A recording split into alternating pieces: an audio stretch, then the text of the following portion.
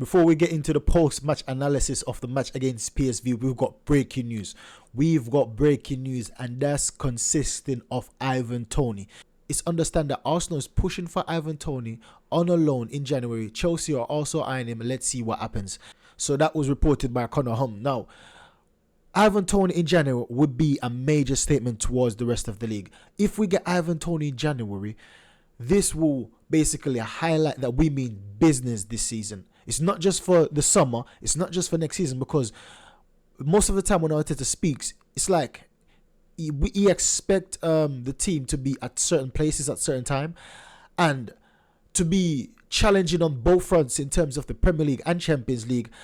I believe that he wasn't having that in mind as much as the fans were, because just like last season, he said that listen, the fact that we were in first place for the majority of the season, in the beginning, it wasn't his intention to win the league. It was when it was closer to the ending, that's when he's starting to entertain the idea that we could win the league. But from we get down to December, people have been printing out shirts. People's been singing that basically it's coming home. It's coming home to the Emirates.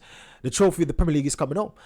So Arteta has specific ideas, specific time frame in his mind when he wants to accomplish certain things.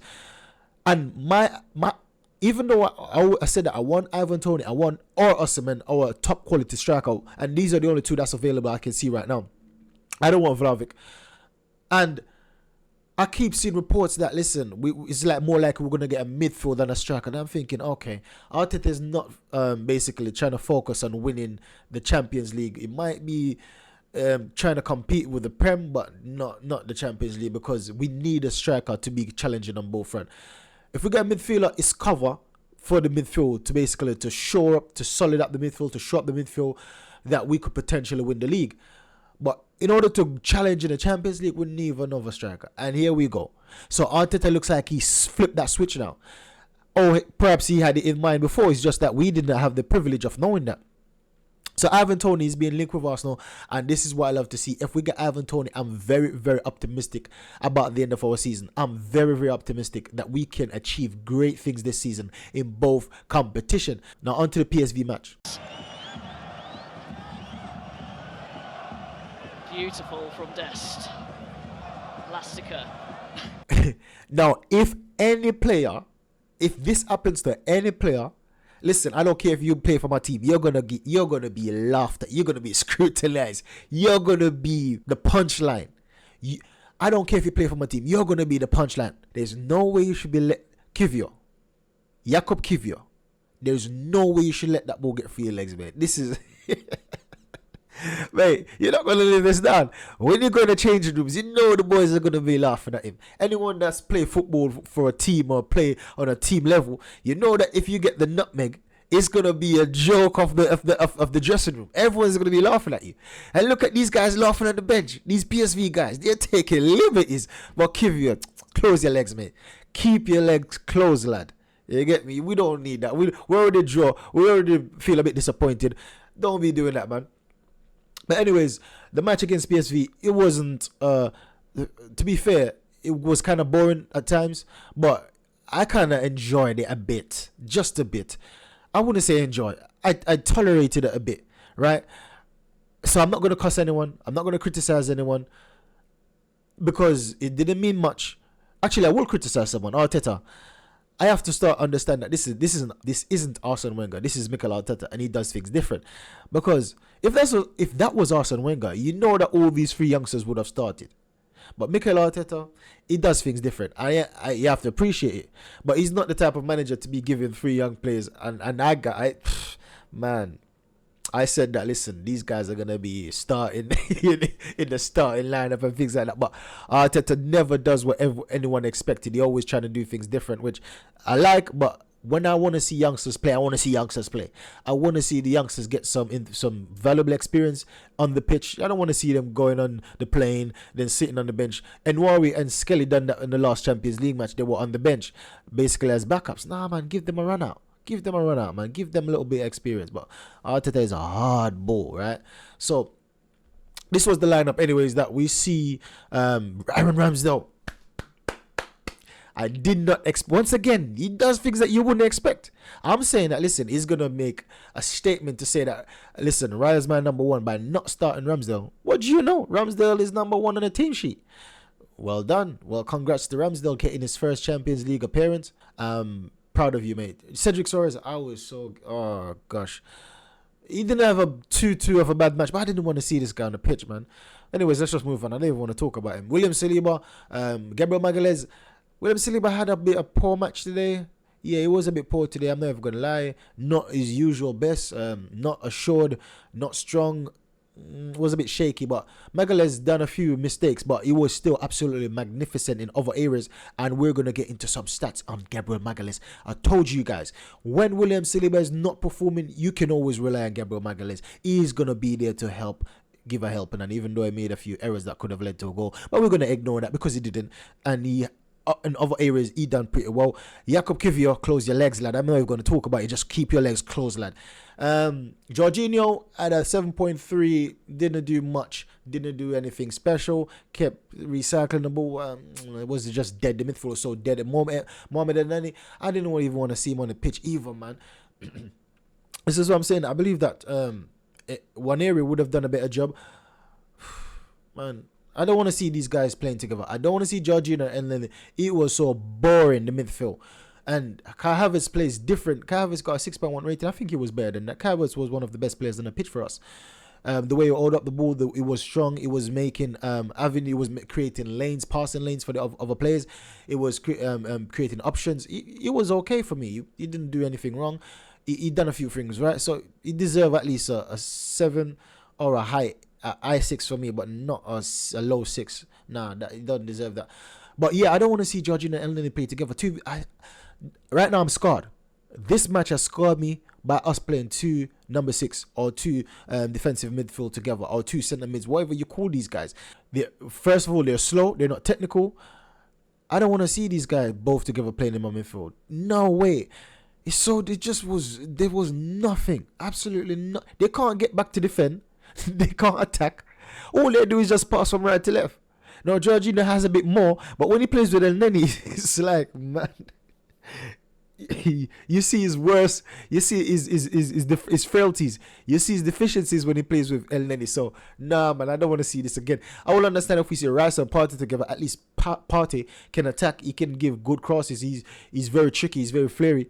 Declan Rice can attack, he can dribble, he can do other stuff, he can do header in the box. But Elneny and Jorginho, I don't want to see it again. Fix up Arteta, man. I never want to see that again. Trossard on the left, Nketiah in the middle. Nelson was the man of the match for me. If it's not Nelson, it has to be Bakayoko. I told you guys in the preview that Bakayoko is going to be on fire if he plays this match. I was scared of him. This is why I see the Arteta put Jakub Kiwior, but clearly it didn't make much difference because he got the nutmeg. He's got the nutmeg. But even though it wasn't Bakayoko that done it, Bakayoko had a very, very good match, I say. And another guy that had a good match, Vertessen. And Vertessen, I was going to speak about him in the preview but I didn't think he would start, to be fair, because he only started about 2 matches this season. And in those 2 matches, he scored blammers. So I knew that he was good at goal scoring, but I didn't expect him to start this match, to be fair. But both sides rest most of their star players. We see that they rest a few of their star players. I think Verman was injured, but they rest their striker, and we rest our striker, we rest our Saka, we rest Martinelli, we rest Jesus, we rest a few players. So that was the lineup. Now this was the what I was talking about. You see Jorginho and Elneny together, man, they're behind the halfway line, and that's an average year behind the halfway line. That leaves the attacking four, which is Trossard, Kai Havertz, Nketiah, and Reece Nelson. Reece Nelson was superb. It was superb. Now, this is something that I said that Reece Nelson, if he improves in this, Reece Nelson can be a very good contender for Saka. I mean this. If he can improve dribbling on his left foot, passing on his left foot, shooting on his left foot, I believe this guy can be. He's got everything that Saka has. Apart from his hold-up play, like his strength on the ball. That's the only thing Saka have over him. And no, to be fair, Saka is way better than him, but he has the potential to play just below Saka level. And that's a very high level because Saka, for me, is world class. So that's a high level to be, I believe he can attain. And it wouldn't be much for us because I think he's content with staying on the bench behind Saka. So it would be very good for us if he could improve on his left foot. Because when I see him playing on the right, he cuts in, dribbling to the left because they're not expecting that because everyone knows he's one-footed. He's always going one way. He's always leaning on one side. But in this match, he keep cutting in and driving in the midfield, doing 1-2 with Nketiah. He was the one that set up Nketiah's goal by driving in midfield, not going down the byline. And that's what he always does.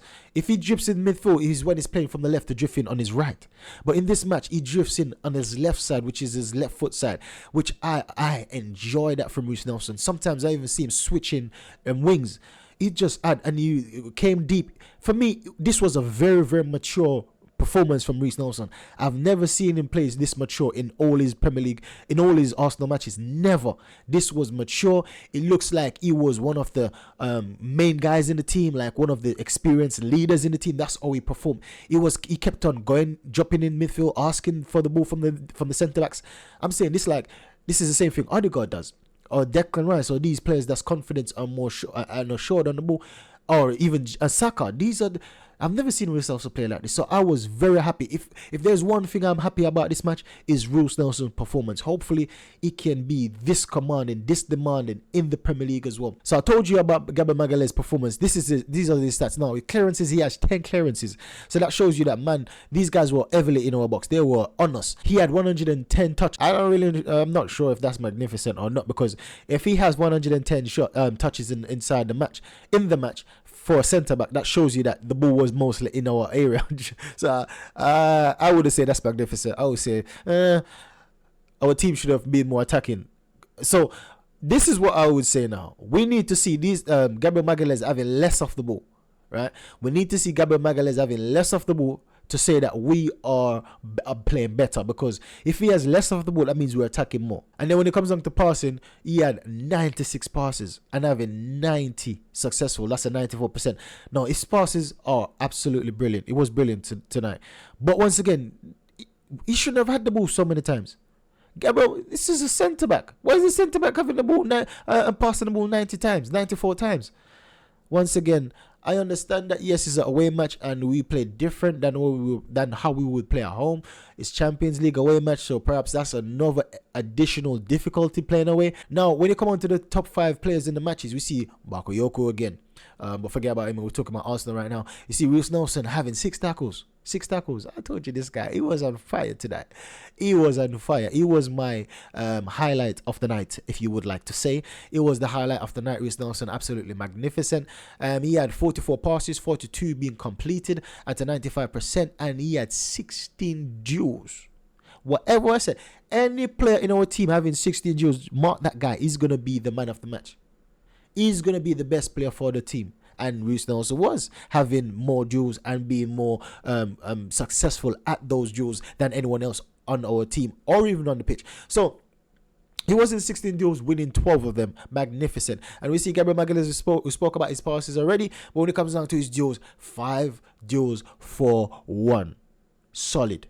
Absolutely solid. Now, yes, he made the 2 mistakes when the ball, I believe it was one of them. He tried to get to the ball. He saw that it was going away from him. He tried to get it by sliding, and he flopped and basically looked worse than what it was, because he would have missed it anyways, because the ball was past him. He was just trying to get it. So I would say he done one mistake, which was the ball came over. Once again, it's a bit harsh to judge him by that, because the ball came up bounced high, and he tried to control it, and he went over his legs. He should have put his body behind the ball, some might say, but once again, that was coming too fast to get over, to put his body in front of the ball. So, yes, I wouldn't totally blame him for that. So, Gabriel Magalhaes had a superb performance for me. So, but the man of the match, I will give to Reiss Nelson. So when it comes down to the stats, PSV beat us in every department, apart from the possession, apart from the passes and completion, apart from the field tilt, and apart from the final third and the expected threat create. Even though the field tilt, they done very well, because if you saw the picture of the field tilt, it's like it's almost even.